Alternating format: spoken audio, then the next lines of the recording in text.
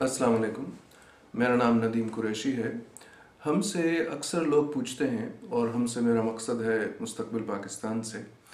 हमसे लोग अक्सर पूछते हैं कि आपकी पार्टी को अगर इक़्तिदार मिल गया तो आप मुल्क के जो मसाइल हैं उनमें से सबसे अहम मसला, और वो है बेरोज़गारी का, उस मसले को आप कैसे हल करेंगे।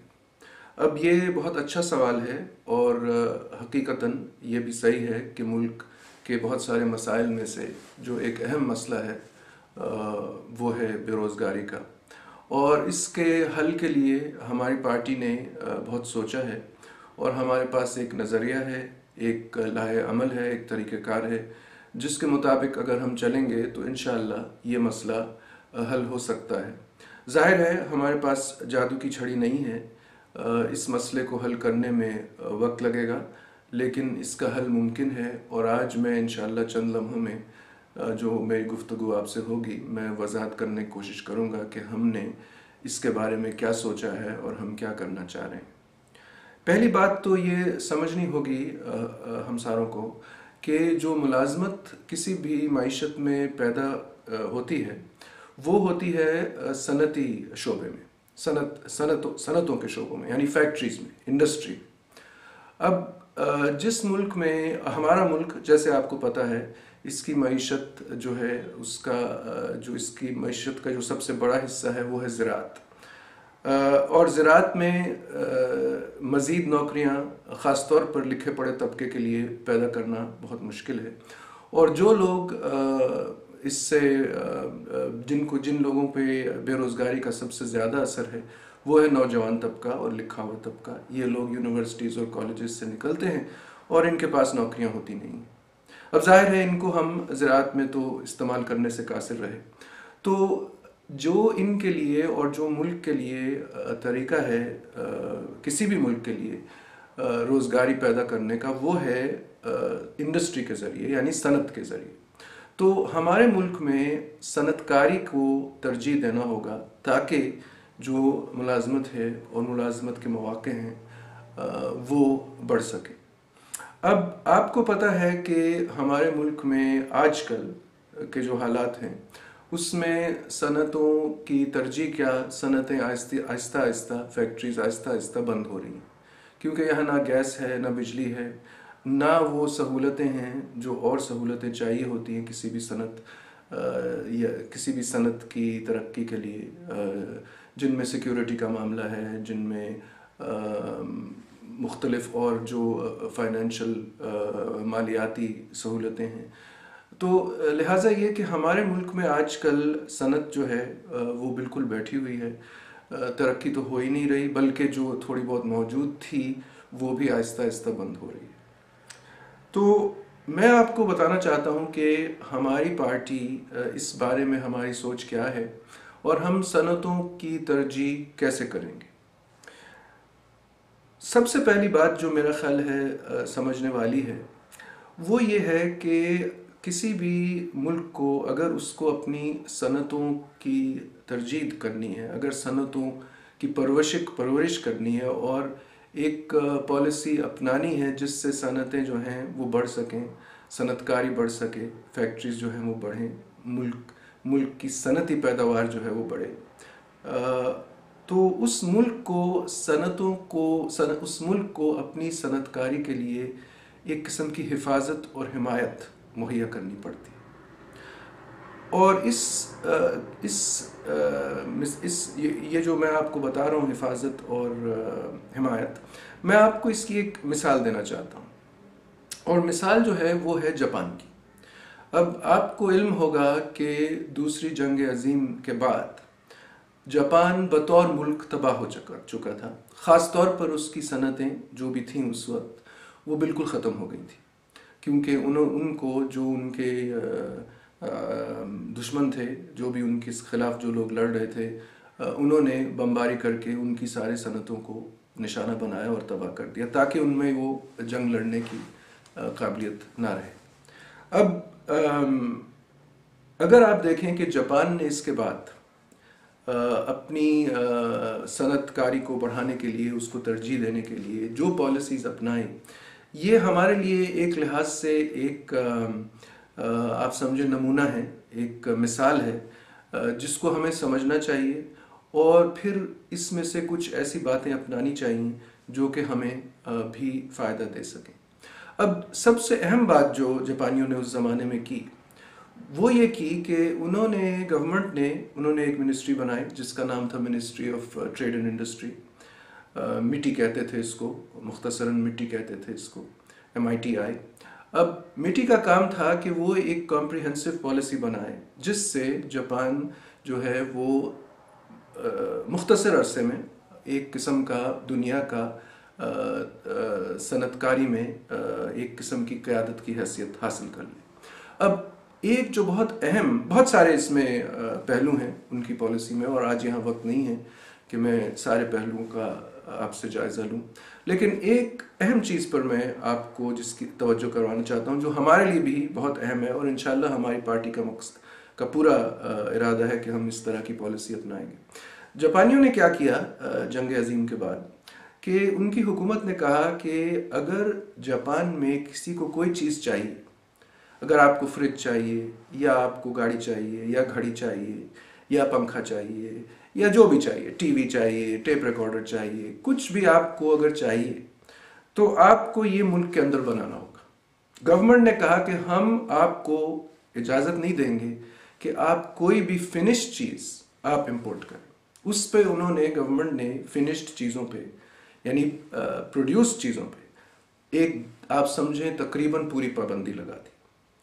और इजाज़त उन्होंने किस बात की दी? इजाज़त उन्होंने दी कि ठीक है, हमारे पास जापान में जो ख़ाम माल है वो मौजूद नहीं है, हमारे पास कोयला नहीं है, हमारे पास लोहा नहीं है, हमारे पास और जो कीमती मादन हैं और जो ज़रूरी सनती मादन हैं जैसे तांबा है, चांदी है, ये भी इस्तेमाल होते हैं, एल्यूमिनियम है, ये हमारे पास मौजूद नहीं है। तो आप जो भी आपको रॉ मटेरियल चाहिए, जो भी आपको ख़ाम मवाद चाहिए, वो आप बेशक मंगवाएं और उसकी हम पूरी इजाज़त देंगे और उस पर हम कोई ड्यूटी नहीं लगाएंगे। और ये सारी पॉलिसी का जो मकसद था, आप नोट करें क्या हुआ ये कि ख़ाम माल को गवर्नमेंट ने कहा कि आप खुला मंगवा सकते हैं, कोई पाबंदी नहीं, लेकिन जो भी मैन्युफैक्चर्ड प्रोडक्ट्स होंगे वो आपको ख़ुद बनाने होंगे और हम उनकी इंपोर्ट की इजाज़त नहीं देंगे। अब इससे ये हुआ कि वहाँ एक बहुत किस्म की एक खला पैदा हुई जिसमें मकामी जो सनतकार हैं उनको मौका मिला कि वो अपने प्रोडक्ट्स डेवलप करें, अपनी फैक्ट्रियां बनाएं, उनको रेडी मार्केट मिल गई। अब फ़र्ज़ करें कि अगर जापानियों ने उस वक्त फिनिश प्रोडक्ट्स की दरामद की इजाज़त दे दी होती तो जो मकामी फैक्ट्रीज़ हैं वो उन दरामदशुदा मसनूआत से कम्पीट नहीं कर पाती, क्योंकि उनकी क्वालिटी बहुत अच्छी होती है, क्योंकि उनकी कीमत भी निस्बतन कम होती है। जब भी कोई नई सनत लगती है, जब भी कोई नई फैक्ट्री लगती है जो कि पहली बार कोई चीज़ बना रही होती है, तो उसे कोई तजर्बा चाहिए होता है। जब भी वो जो पहला प्रोडक्ट बनाएगी वो सनत, उसकी क्वालिटी, उसकी कीमत, उसकी क्वालिटी इतनी अच्छी नहीं होगी, उसकी कीमत शायद महंगी होगी। तो तजर्बे के साथ अगर ये फैक्ट्री लग गई और इसको एक किस्म की अपने लिए बेचने के लिए एक मार्केट मिल गई, तो फिर ये आहिस्ता आहिस्ता तरक्की करके इसके प्रोडक्ट्स भी बेहतर होंगे और इसके कीमतें भी गिरेंगी और फिर ये एक मरहले पे जाके बाहर की फैक्ट्री से भी कम्पीट कर सकेगी। तो ये अगर आप अब हमारी तरफ देखें, यह मैंने आपको जापान की मिसाल दी, और आप देखें कि इस पॉलिसी को लागू करने से चंद सालों में जापान जो है वो एक पूरी दुनिया की सनती ताकत बन गई।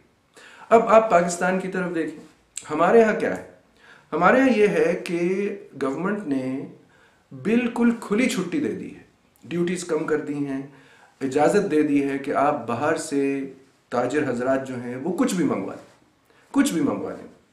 और जाहिर है कि जब इस तरह की खुली छुट्टी होती है फॉरेन गुड्स की कि वो आपकी मार्केट्स में आ जाएं, तो आपकी अपनी सनतें जो हैं वो उनको एक प्रोटेक्टेड मार्केट नहीं मिलती और उनके लिए प्रोटेक्शन इब्तिदाई मरहलों में लाजमी है। और जापानियों ने भी यही किया कि उन्होंने इब्तिदाई मरहलों में अपनी सनतों के लिए प्रोटेक्शन दी और इस प्रोटेक्शन की वजह से वो सनतें जो हैं वो उन्होंने तरक्की की, उनकी प्रोडक्ट्स की क्वालिटी इंक्रीज हुई।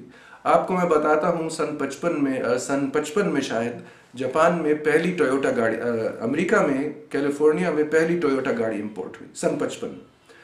आप यकीन जाने कि वो कुछ गाड़ियाँ जो इन्होंने इंपोर्ट की, जब डीलर्स ने वहाँ बेची तो उनके क्वालिटी ऐसी ख़राब थी अमेरिकन गाड़ियों के मुकाबले में। उनके रेडिएटर्स फट जाते थे, उनके साथ सड़क के बीच में वो टूट जाती थी कि जापानियों को, टोयोटा कंपनी को उस वक्त पूरी गाड़ियाँ वापस मंगवानी पड़ी। यानी मैं आपसे ये कह रहा हूँ कि कोई भी कंपनी पैदा नहीं होती आला क्वालिटी के साथ। अब आप देखें, टोयोटा ने कोशिश की, फिर दोबारा उन्होंने कोशिश की, अपने प्रोडक्ट्स आहिस्ता आहिस्ता इम्प्रूव किए, और आज टोयोटा गाड़ियाँ जो हैं वो अमेरिकन गाड़ियों से बहुत बेहतर शुमार होती हैं उनकी क्वालिटी।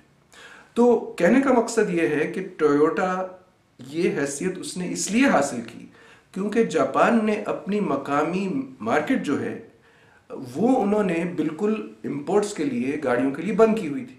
तो टोयोटा को एक मार्केट मिल गई जिसमें उन्होंने तजर्बा हासिल किया, क्वालिटी आहिस्ता आहिस्ता बेहतर की और फिर इस हद तक तरक्की कर ली।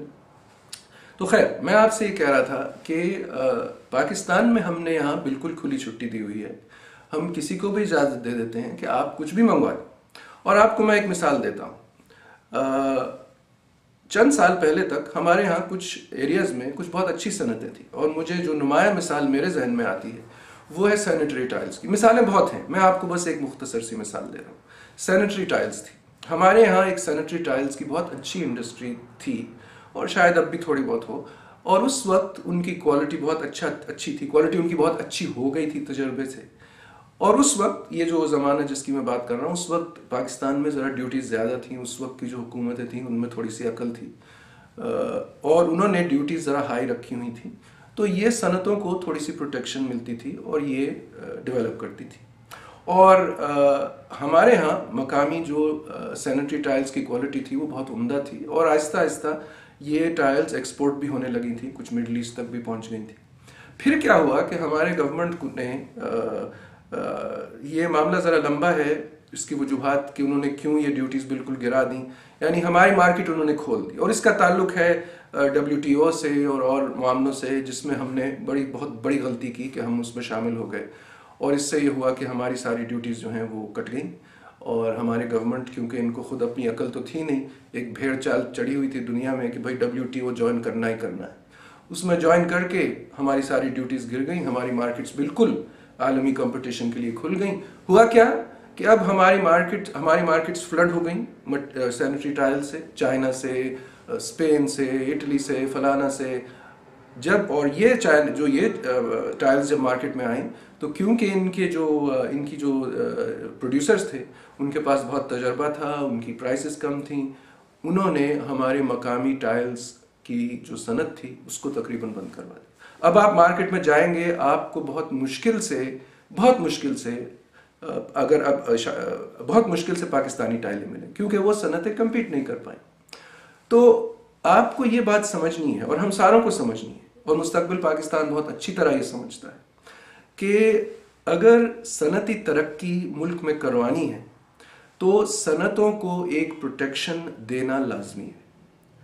और हम इंशाअल्लाह जिस दिन हमें इक़्तिदार मिला, हम ऐसी स्टेप्स लेंगे कि हम अपनी मार्केट्स को, अपने सनतकारों को इंपोर्ट से फौरी प्रोटेक्शन दे देंगे। हम ड्यूटीज़ बहुत बढ़ा देंगे इंपोर्टेड मटेरियल पे।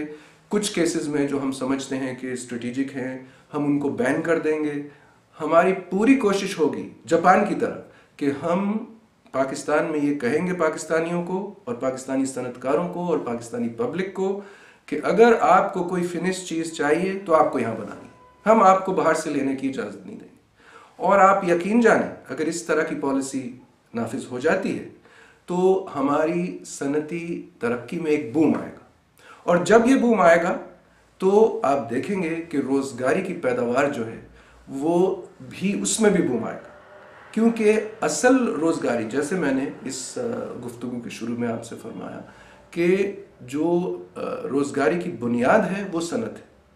अगर सनत किसी मुल्क में ख़त्म होने लगती है या नहीं होती है तो वहाँ रोज़गारी पैदा करना तकरीबन नामुमकिन हो रहा है। और यही मसला आजकल तरक्की याफ्ता दुनिया का है और अब उनको इस बात का एहसास हो रहा है। अमेरिका में आप देख लें, बेरोज़गारी जो है वो एक रिकॉर्ड लेवल पे पहुंची हुई है। और वजह क्या है कि उन्होंने भी ये WTO और इस तरह की जो बेवकूफ़ियाँ थीं, उन्होंने भी ये चीज़ें फॉलो की। अपनी उन्होंने ट्रेड बैरियर्स गिरा दिए, सारी जो उनकी सनतें थीं, जो मैन्युफैक्चरिंग थी, वो चाइना चली गई। रोज़गारी भी कहाँ गई? चाइना चली गई। तो हमने पाकिस्तान में क्या अपने लोगों को रोज़गारी देना है या चाइना के लोगों को रोज़गारी देनी है, ये हमें सोचना है। अगर तो हमें रोज़गारी बाहर भेजनी है, कि बाहर के लोग बना के चीज़ें हमें बेचें और हम ख़रीद लें और रोज़गारी भी वही रहे, तो ठीक है। ये आजकल हो रहा है और उसके नताइज आप देख रहे हैं। तो मुस्तकबिल पाकिस्तान ये चीज़ बर्दाश्त नहीं करेगी। हम ये करेंगे, हम ये इंसिस्ट करेंगे कि रोज़गारी यहीं पैदा हो, सनतें यहीं बने, हमारे जो बच्चे हैं, हमारे जो नौजवान हैं, जो कॉलेजेस और यूनिवर्सिटी से निकल रहे हैं, उनके लिए रोज़गारी के मौके पैदा हों।